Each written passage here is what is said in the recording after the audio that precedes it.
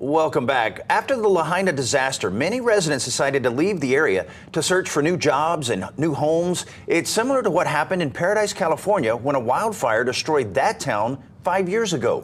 But one woman who grew up there chose to return and help with its recovery. Our Raquan has her story. When the Camp Fire destroyed Paradise, California 5 years ago, hundreds left for good. But it had the opposite effect on Jen Goodland. Ohana, fetch. Ohana, fetch. Good. After seeing what was left of her hometown, she convinced her husband they needed to move from Colorado to help with the recovery. I just felt like I was home. There was a lot of recovery efforts happening, a really good sense of camaraderie happening to restore the town. I don't know, it just felt very different than what I was anticipating. And I just thought, like, what if we moved here? Jen and her family now live in this custom-built 2,500-foot, 4-bedroom home. But while it was being built, they had to make do by living in this trailer for 2.5 years.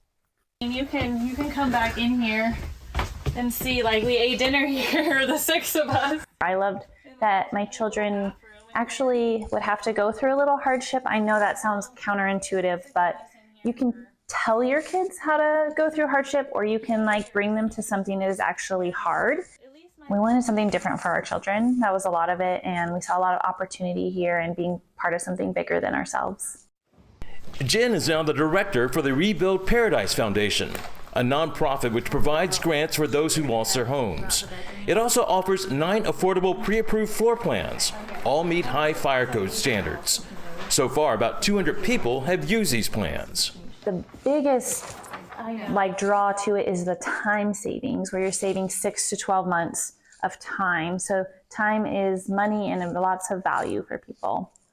To show their support for Lahaina, Jen and her nonprofit designed these t-shirts. Yeah, isn't that sweet? So on our first home football game, the students wore these shirts. Oh, that's cool. In respect for the Lahaina high school football team. This area was all massive scotch broom and weeds. There was a burnt swing set in here. As Jen makes her way through her garden, which was once tall weeds and burned trees, she says she's amazed at the progress her town has made over the last 5 years. What would she say to those residents who have been displaced on Maui? It's definitely just a really long journey, and don't look at all the things you have to do at once, because it will overwhelm your mind. If you look at everything, just look at the one thing in front of you. How do you eat an elephant? You one bite at a time. Jen could have easily stayed in Colorado, but she wanted her family to be a part of something that is growing and changing for the better, much like her garden. When I moved here, it was kind of void of life, and since then, more pollinators have come back, bees and butterflies, birds. It's been fun to watch the transformation. Jen grew up in this town and returned to help when it needed it most. For her, it really is paradise. I would never change coming here, ever. No regrets. Now Rick joins us on set, and Rick, wonderful stories. Oh, absolutely wonderful. Thank you. I thought it was interesting that one reason that Goodland moved back was that her kids could face a little bit of hardship. I know you usually want to protect your kids, right? Totally. But Jen really felt, well, I'll go back there. They had a nice life in Colorado. They were living in a 3-story house. Her husband's a CPA. But Jen really felt that this was a chance for the kids to learn not to take things for granted.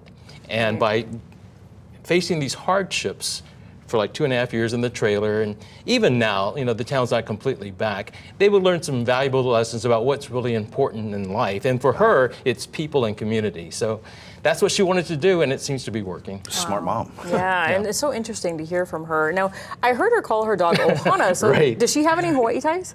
This is a funny story. Okay, well, kind of unusual story. Okay, so in 2018, when the fire happened, her husband took a 23andMe DNA test, and it turned out his real father was a man living on the Big Island. Oh, wow. So they traveled to Hawaii, met the man, and learned some Hawaiian words, and they decided to name their dog Ohana because of their new family. Wow. Isn't that great? That's clever. Such a small world. What's next for the Rebuild Paradise Foundation? Well, right now they're collecting the handprints of about 2,500 school kids in the area, everybody from preschool to high school seniors. And on those prints, well, they're going to use these prints, they're going to put them on these individual tiles that will have their initials and their ages, and they'll make this memorial wall. And this wall is going to stand for the 5-year anniversary of the fire, and also show that the future of Paradise is in the hands of these kids. So, Wow. Very clever. Yeah. And Very it symbolic. was really great advice of her, hearing just take it one step at a time. right, how do you Wow. eat an elephant one bite at a time? Yeah. Well, thank you so much. Okay. Great reporting over the past Thank you. couple of days. Raquan joining us now live in studio. Pete, we'll send it over to you.